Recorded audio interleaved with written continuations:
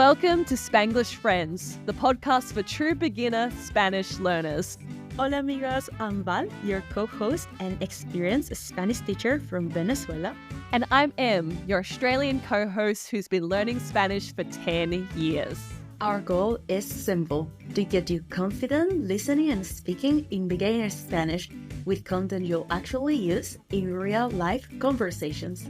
Join the Spanish Friends community by subscribing wherever you listen to podcasts and following us on social media at Spanglish_friends. Let's get started. Comencemos.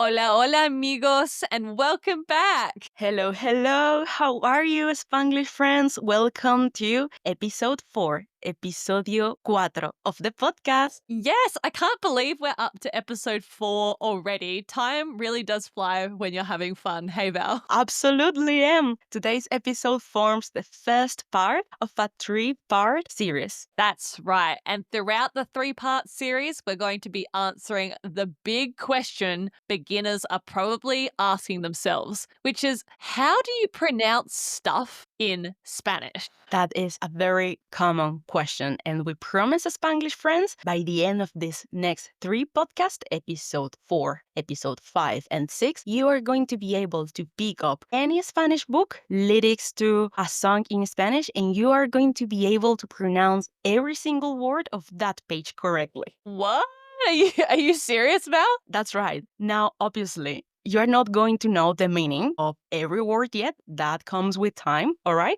But you are going to be able to pronounce every single word. That is amazing. Just imagine that, Spanglish friends. I want you to cast your mind back, if you're a native English speaker, to your first few years of learning English. Okay, for many of us as 5 or 6-year-old children, in 60 minutes with 3 podcasts, you're going to be able to do something that took you potentially your first few years of primary school in English to be able to learn these various sound combinations and actually read a piece of text. Isn't that incredible? It's incredible. At the end of these 3 episodes, you could pick up, for example, a menu in Spanish at a restaurant and pronounce everything correctly and not sound, like a foreigner, or be able to spell your name, tu nombre, and your last name, tu apellido, in Spanish. That's right. This episode is going to be so practical and bite-sized to kick this series off. At the end of part 1 today,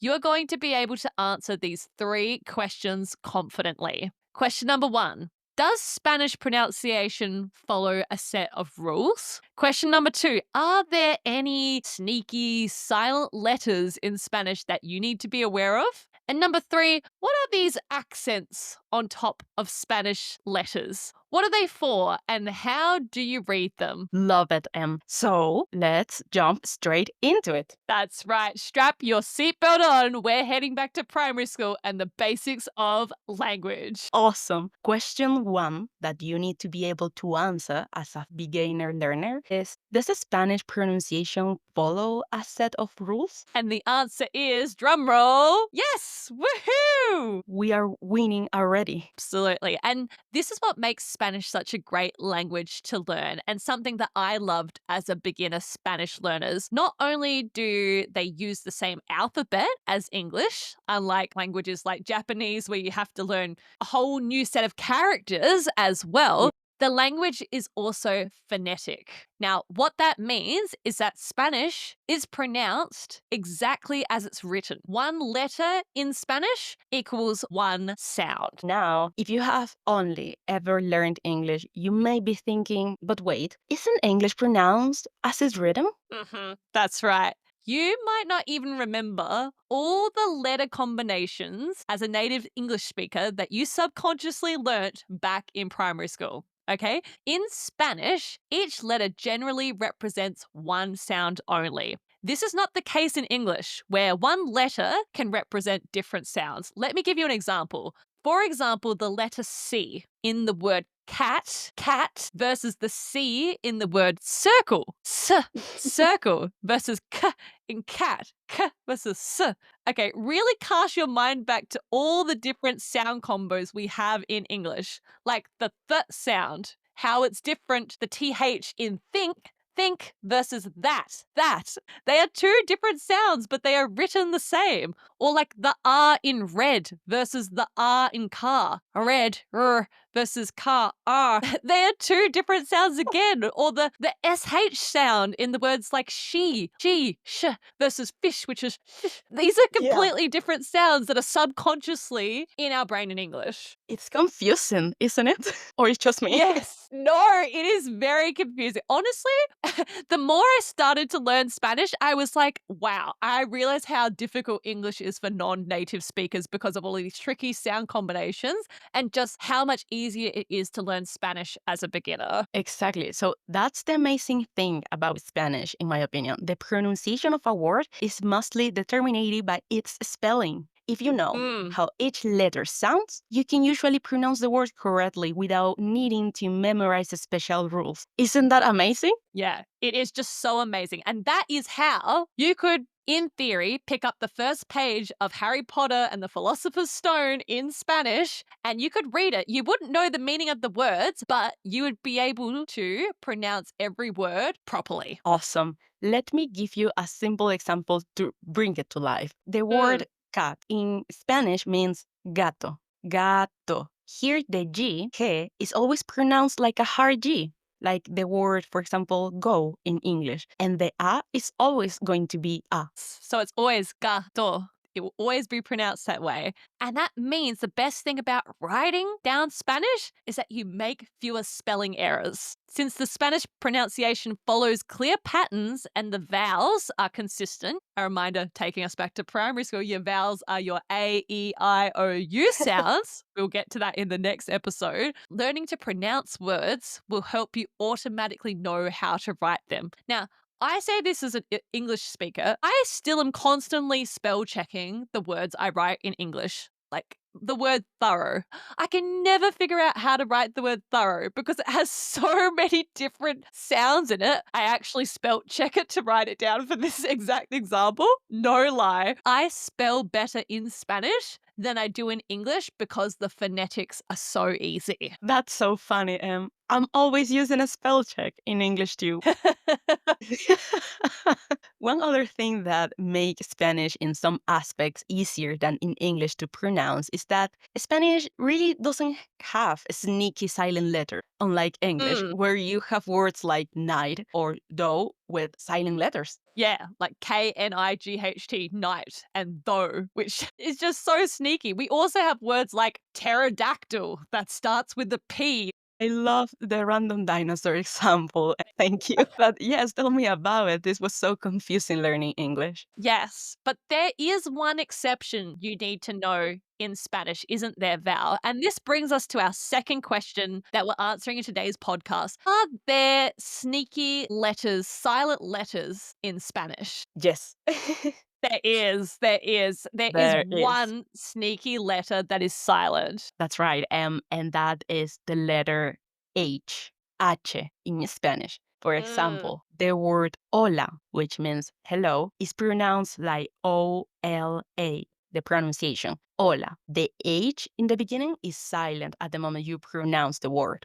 That's right. The H is the only silent letter you need to remember in Spanish. So now, anytime you see a Spanish document, a Spanish set of lyrics, and you see the letter H, don't pronounce it. Pretend it's not even there. The hallmark of a beginner learner pronouncing the H in words like hola, they could say hola with the H instead of hola. So if you want to be able to sound like a true Spanish speaker, drop the H. Words like hombre, man, instead of hombre. We have another examples like hijo, which means son, hija, which means daughter. They have an H in the beginning. Just imagine it's not there and go straight to pronouncing the second letter of the word. But Val, I just want to double check here. Are there any sneaky exceptions that we need to be aware of with the letter H? Well, the answer is no. Exceptions really only apply to foreigner words, like words that are not Spanish, like the name of a town or words like hobby. That's it. Okay. Fabulous, Spanglish friends. Now you can confidently answer the question, does Spanish pronunciation follow a set of rules? Yes. Yes. And you know to keep the H silent, that sneaky letter. The final thing I want to move on to is accents, which is something English doesn't have. I'm not talking about the accent that comes out of your voice like bonjour, okay? I'm talking about the little diagonal lines on the top of letters. It brings us to our third and final question of the day, Val. What are these accents on top of letters about? That is a common question for beginner learners. What are the accents for and how do I read them?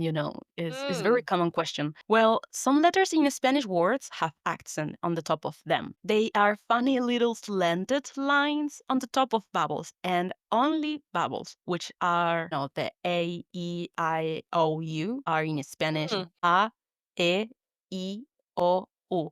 We call these little lines tilde. That's right. That little accent is called a tilde. And Spanish has these little tildes, little accents on top of the vowels to help emphasize where the stress falls in a word. That's But the right. pronunciation of the actual vowel, the a, e, I, o, u, does not change because it has an accent on the top of it. So I'll give you an example. The word café. Café means coffee. Now, there is an accent, a little diagonal line on top of the E, C-A-F-E, café. The accent tells me that the stress of the word falls on the second syllable, the second group of sounds, the F-E, the fe. But the vowel sounds are still a, ga, and fe, the E, versus in English, stress can sometimes change the pronunciation of the vowel itself, like the word permit, P-E-M-I-T, versus permit, which is to allow someone to do something. It's the exact same spelling, but the stress there has changed the meaning of the word. This is probably blowing some English speakers' minds learning about English. That's right. Let me give a practical example about this accent. The word destinación, which means destination, the tilde, the accent, is on the O, above the O. So I know that sion, last syllable of the word, needs to have the strongest emphasis. And I pronounce all the word as it's written, doesn't change. That's right. And it's super handy because these tildes, these accents, they're basically our cheat code as beginners to know how to pronounce words. I wish we had this in English. Me too, I wish it. These accents also serve another purpose. They help us to distinguish between two words that are spelled the same, but they have different meanings. Let me give you an example. The word camino without an accent means path. Like if you are having a hike, you walk through a path, right? That is Mm. camino, el camino. But then you can also say caminó, caminó, with accent on the O. That is he or she walked is the past tense of to walk. Yes, that's right, Val. Just with the accent on top of the letter, you've changed the meaning of the word. And that's so super handy because in English, we have so many words that are spelt the same but are pronounced differently. Okay, don't believe me? Think of the word lead, L-E-A-D, to lead a group of people, and lead, the metal. Okay, they're both spelled L-E-A-D. Or to wind a clock, spelled U-I-N-D, versus the wind, also spelled W-I-N-D, like the breeze.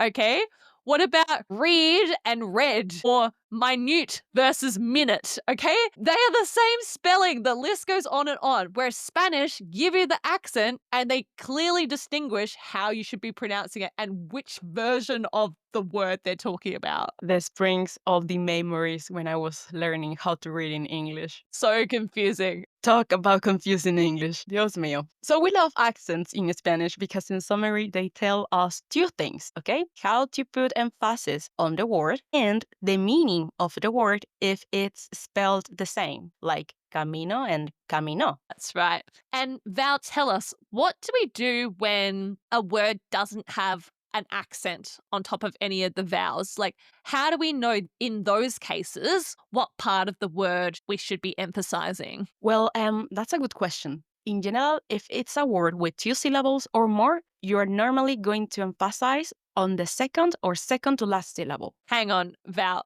just remind us again, because we've said syllable a lot.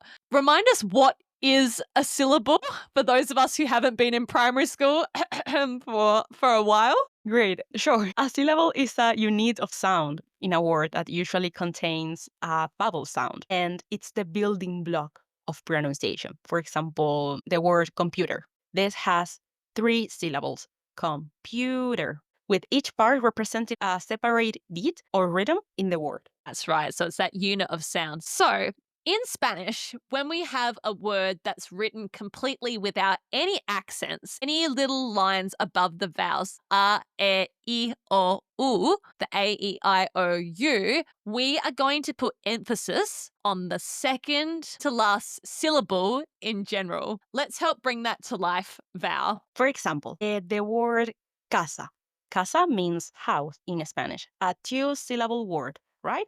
Casa. The emphasis is on the ka, C-A, ka, the syllable. But a 3-syllable word, for example, familia, familia, which means family, again has no accent. But I know to emphasize in me. My final example is of a 4-syllable word. Estudiante. Estudiante. The emphasis is on the diam, the second to last syllable. Okay, so if we're going to remember anything, Spanglish friends, it's that the longer the word is in 2-syllable, the stress is going to be on the last or the second to last syllable. And that's, I guess, why my name in Spanish, Emily, is pronounced Emily, Emily. The accent, the emphasis is on the me, even though there is no accent because it's that second to last syllable. Is that right, Val? Yes.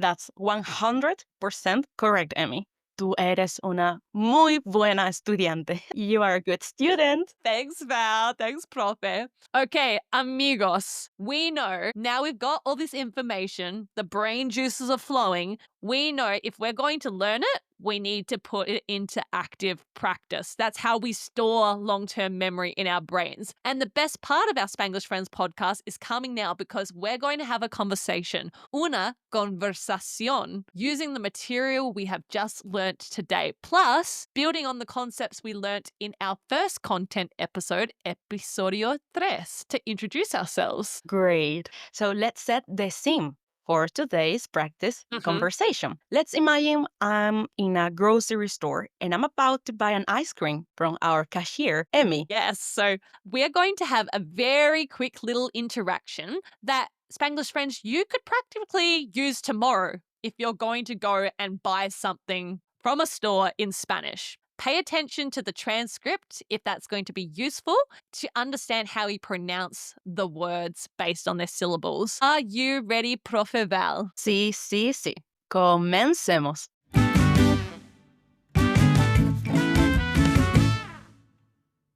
Buenos días. ¿Cómo está usted? Hola, muy bien, gracias. ¿Me da un helado, por favor? Sí, claro. Ah, y una bebida con hielo. ¿Qué tiene? Oh, gracias. Chao. Chao.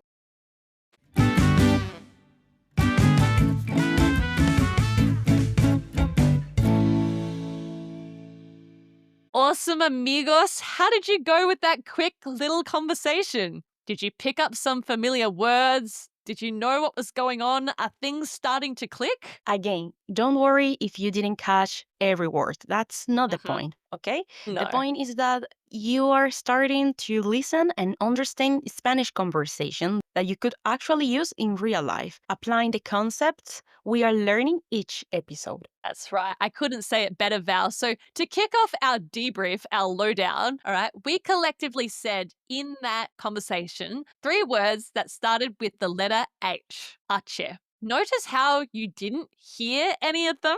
We pretended like they weren't there. We said 3 words. We said hola instead of hola. We said hola, which means hello. We said helado, helado instead of helado, which means ice cream. And we said hielo instead of hielo, which means ice. Also, I used the sentence me da un helado, por favor, which means, can I have an ice cream, please? Me da un helado, por favor. This sentence will be useful any moment you want to buy something in a shop. And don't forget always to say por favor. which means please. In the end, always is good to be polite, whatever language you are going to speak. Sí, por favor. Use the por favor. You can start using this phrase me da to start ordering food or drinks now in Spanish. You can say me da un helado, por favor. Me da un taco. Can you give me a taco, please? Or me da un burrito. Can you give me a burrito? Like, you can start using this language now. And Val, you also said una bebida, which is how do you say a drink? Me da una bebida? Plus, Val also used the Y as the E joining sound we used last podcast where we said y tú. She used it as a joining word between sentences when she said y una bebida. Y una bebida. It's written like the letter Y in English, but it's pronounced like the double E sound in English. E. Plus, I asked Em, ¿Cómo está usted? ¿Cómo está usted? If you remember from episode 3, where we learned how to introduce yourself in Spanish, this means how are you in a formal way, compared to ¿Cómo estás tú? Which also means how are you, but informally. ¿Cómo estás tú? That's right. And when I responded to Val's question, if she could have a drink with ice, I said, aquí tiene, aquí tiene, which means here it is, like here is this thing. And Val, at the very, very start of our conversation, you said buenos dias. This is a very common phrase you can start to use, which means good morning. Like, how are you? Buenos dias. Great. All right, Spanish friends, give yourself a pat on the back. You've done it. Whoa! You officially know how to start pronouncing stuff in Spanish, how to start pronouncing words, even though you don't know the meanings. This That's brings it. us to the 3 things you need to remember from today's episode. If you only remember 3 things, they should be number 1, Spanish is a phonetic language. You pronounce the letters as they are written. 1 syllable equals 1 sound. Number 2, accents in Spanish go above the vowels only. They indicate the emphasis. They can also change the meaning of the word, like camino versus caminó. And number 3, the H, the H in Spanish is silent. Don't say again hola, say hola. Yes, that's it. Well done, amigos. And now on to our reto of the week, our challenge of the week. Your challenge, Spanglish friends, is to googlear, to look up a word starting with H, the letter H. Ache. Pop it in the comments with your answer. We would love to see what examples you find, and then try to pronounce the word out loud. Try practicing the word. Remember, the H is silent. Go straight onto the second letter and pretend like the first letter does not exist. Amazing, Em. Thank you. With this episode, we officially closed part 1 of our crash course on how to pronounce words in Spanish. That's it. And in part 2, next episode, released next week, we are going to dive into how do you read and pronounce the vowels in Spanish? Like we've sort of previewed today, the A, E, I, O, U, those hallmarks of a language, the A, E, I, O, U. We're going to teach you how to pronounce it, plus extra little tricky letters in Spanish, which don't always sound exactly alike, but you need to know in order to start memorizing, for example, the lyrics to a song. We will catch up next week, Spanish friends. Thank you so much and hasta luego. Ciao, amigos. Hasta la próxima, Spanglish friends. Until next time.